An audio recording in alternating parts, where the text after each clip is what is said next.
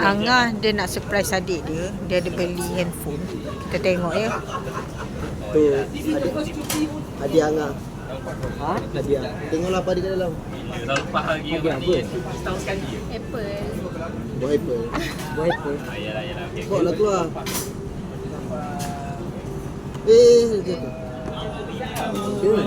Berhenti weh, tepuk lagi lah. Tak ada tu casing dengan charger. Wih, mantap lah. Jangan nak macam ni. Nangis. Belajar elok-elok. Faham? Sam ni dapat 3 ke bawah ambil balik. CGPA 3 ke bawah ambil balik. Mesti CGPA 3 ke atas.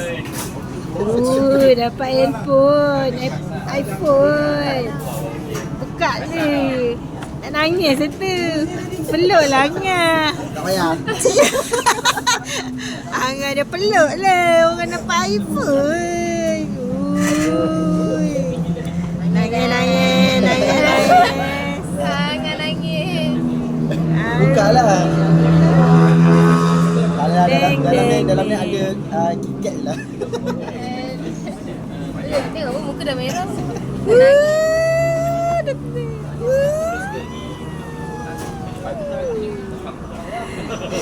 Nangis. Janganlah nangis. Nangis. Aduh. Sam ni 3 ke atas 3 ke atas. CGPA dia 2.8 ambil balik. Sudah dek. 3 tu senang.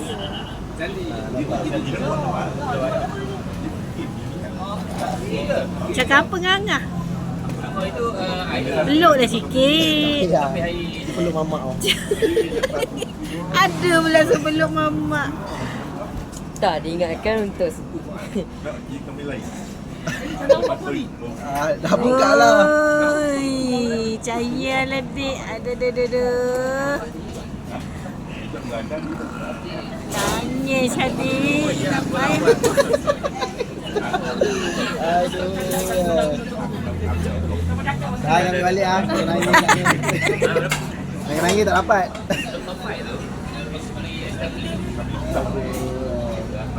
Terima kasih lah Kak Angah. Oh, lah mahu iPhone kau kalau ibu pun ibu pengsan. Ibu dah rekod dah. Dah rekod dari awal lah. Adik nangis dapat iPhone. Manalah sini. Okeylah, selamat maju jaya. Tak nak peluk ke Angah tu? Cium dia. Terima kasih Angah. Salam Angah lah. Salam dah lah. Salam Angah. Tak payah. Angah pula brutal pula tu. Tak nak di sana-sana. Dah buka. Mana pun adik. Buka singkat.